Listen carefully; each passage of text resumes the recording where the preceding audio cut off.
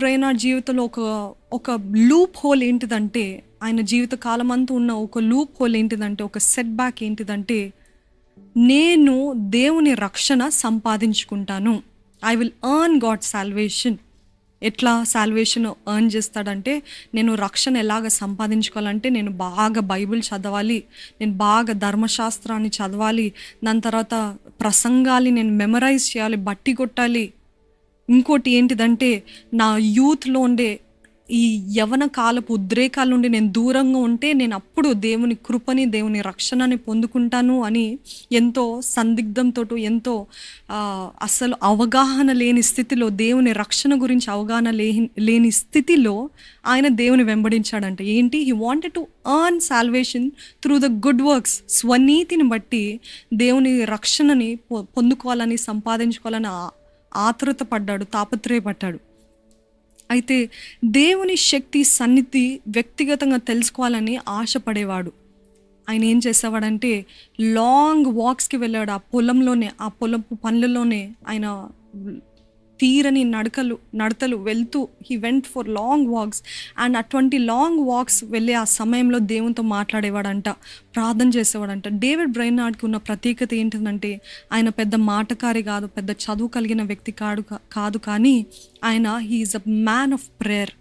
ఏది వచ్చినా, ఏ అవసరత వచ్చినా దేవునితో ఒక స్నేహితుడితో ఎలాగైతే మాట్లాడతారో అదే రీతిగా David Brainerd always use to talk with God. ఆయన రాసిన డైరీలో ఉంటుంది ఏంటిదంటే, he had very less friends. ఆయన జీవించినంత కాలము ఒంటరితనంతో జీవించాడంట. ఎందుకంటే ఎక్కువసేపు దేవునితోటి గడిపేవాడు, ఎక్కువసేపు భారమంతా ఆయన మోయాలని ప్రయత్నించేవాడు. ఏది చేసినా he always gave his 100%. So ఆ రీతిగా ఆ ఫారెస్ట్లో, అడవుల్లో, ఆ పొలాల్లో నడుస్తూ అక్కడ కనిపించని ప్రేక్షకులకి, అన్సీన్ ఆడియన్స్కి ఆయన బోధించేవాడంట. అంటే అక్కడ ఏముంటాయండి? పొలాల్లో చెట్లు, మొక్కలు, పండ్లు, కాయగూరలు ఇవే ఉంటాయి కదా. అటువంటి స్థలంలో ఏదో మనుషులు ఉన్నారని ఊహించుకుంటూ అక్కడ వాటికి బోధించేవాడంట. అంటే అంత తాపత్రయం, అంత ఆశ ఉండేది తనకి. ఏంటంటే, నేను దేవుని సేవ చేయాలి, అనేక మందిని రక్షించాలి అనే ఆశ, తాపత్రయం ఉండేదంట. అయితే తన బర్త్డే చెప్పాను కదా, 20వ తారీఖు ఏప్రిల్ నెలలో ఉంది తన birthday. So he reached his 21st birthday. అయితే ఆ జరుపుకోక ముందే పరిశుద్ధాత్మ దేవుడు ఆయనని కన్విక్ట్ చేస్తాడు, ఆయనని సరి చేస్తాడు. ఏంటంటే, నువ్వు నీ క్రియలు బట్టి, నీ స్వనీతిని బట్టి నా రక్షణని, నా కృపని సంపాదించుకోవాలనుకుంటున్నావు కదా, అది నా కృప కానీ, నా రక్షణ కానీ నీ క్రియలు బట్టి నువ్వు సంపాదించుకోలేవు, కానీ అది నీకు వరముగా, I will give it you freely, ఉచితముగా నేను నీకు అనుగ్రహిస్తా. అది నీ నీతిని బట్టి కాదు, నీ క్రియలు బట్టి కాదు అని చెప్తే, అప్పుడు ఆయన కళ్ళు, మనోనేత్రాలు తెరవబడ్డాయి. His spiritual eyes were opened. ఏ రోజు అలాగ జరిగిందంటే, తను అలాగా పొలాల మధ్యలో నడుస్తున్నప్పుడు సడన్గా, అకస్మాత్తుగా ఆకాశాలన్నీ తెరవబడ్డాయి. ఇది జరిగిన సంఘటన అండి. ఇట్స్ నాట్ అ కట్టుకథ, it's not a fantasy or fiction. This is truth. This is what has happened. ఆయన పొలాల మధ్యలో నడుస్తున్నప్పుడు ఆకాశాలు తెరవబడ్డాయి. అయితే పరిశుద్ధాత్ముడు ఆయనపై ఏ రీతి అయితే అపోస్తల కార్యంలో యేసు ప్రభు జీవించిన కాలంలో పరిశుద్ధాత్ముడు పావురం వలె వచ్చారో, అదే రీతిగా తనకు కూడా ఆ పొలాల మధ్యలో నడుస్తున్నప్పుడు ఎప్పుడైతే పరిశుద్ధాత్మ దేవుడు ప్రేరేపిస్తున్నాడు, కన్విక్ట్ చేస్తున్నాడు, బయట పెడుతున్నాడు ఆయన తప్పుల్ని, అప్పుడే ఆకాశాలు తెరవబడటం చూశాడు.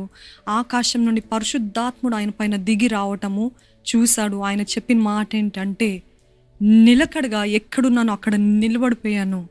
I stood still and I wondered and admired. ఆ ఆకాశం వైపు చూస్తూ, దాని వైపు చూస్తూ, ఆ హెవెన్స్, పరలోకం తెరవబడటం చూస్తూ, నేను అక్కడే ఎక్కడున్నానో అక్కడ నిలిచిపోయి దాన్ని అడ్మైర్ చేస్తున్నాను, ఆశ్చర్యపోయాను. దాన్ని చూస్తా సమయాన్ని మర్చిపోయాను, నిలిచి ఉండిపోయాను.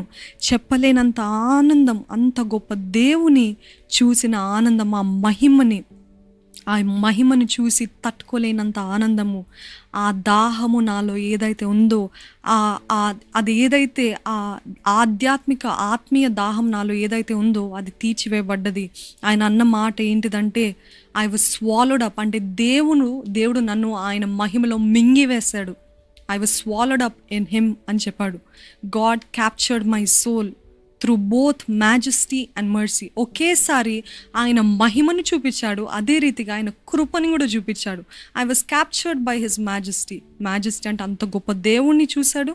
అదే రీతిగా నీ క్రియలు బట్టి కాదు, నీ స్వనీతి బట్టి కాదు, కానీ నా కృప ద్వారా నేను రక్షించబడతావని రెండు ఒకేసారి నాకు చూపించారు. దాన్ని బట్టి నేను ఆశ్చర్యపోయాను అని డేవిడ్ బ్రైనార్డ్ గారు చెప్తారనమాట.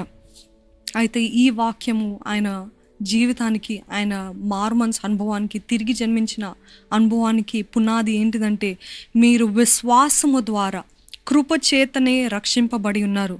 ఇది మీ వలన కలిగినది కాదు, దేవుని వరమే. ఈరోజు దేవుడు మీకు మరొకసారి ఒక లైఫ్ లెసన్ లాగా చెప్తున్నాడు. ఏంటంటే, మనలో చాలామందికి కూడా ఏమనుకుంటామంటే, బైబిల్ చదివితే 2 గంటల సేపు ప్రార్థన చేస్తే, నేను భక్తిగా జీవిస్తే, నేను ఎవరితో మాట్లాడకుండా ఉంటే, 4 గోడల మధ్యలో నేను ఉంటే దేవుడు నా జీవితాన్ని మెచ్చుతాడేమో, దేవునికి అంగీకారం ఉంటుందేమో, దేవునికి మహిమకరం ఉంటుందేమో, నేను ఏ పాపం చేయకుండా ఇక్కడే ఎట్లున్నానో అట్లే ఉంటే దేవుని రక్షణ ఆనందం నేను పొందుకుంటాను, లేకపోతే రక్షణ జీవితం ఇంకా బాగుంటుంది అని అనుకుంటే, దయచేసి మీకు ఒక విన్నపం ఏంటిదంటే, మన నీతి క్రియలు మురికి గుడ్డలు అని వాక్యం తెలియజేస్తుంది. We do not earn salvation, we do not earn it, it was a free gift, it is a free gift.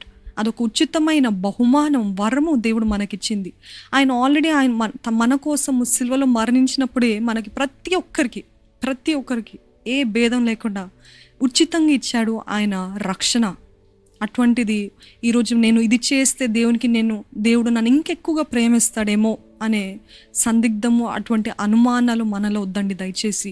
అటువంటి ప్రయత్నాలు కూడా చేయండి. పరిశీలు కూడా చేస్తారు. ఏంటంటే, ఇన్ని గంటల సేపు నేను స్క్రిప్చర్స్, ధర్మశాస్త్రం చదివితే, ఇన్నిసార్లు నేను ఉపవాసం ఉంటే, ఇన్నిసార్లు నేను ఇంతసేపు నేను దేవుని సన్నిధిలో లేకపోతే చారిటీ వర్క్స్ చేస్తే దేవుడికి నా పైన ఇంకెక్కువ ప్రేమ పుడుతుందేమో అని అనుకుంటారు. కానీ మీ నీతి క్రియలు మురికి గుడ్డలు. మనము we do not earn salvation, but we will try a best.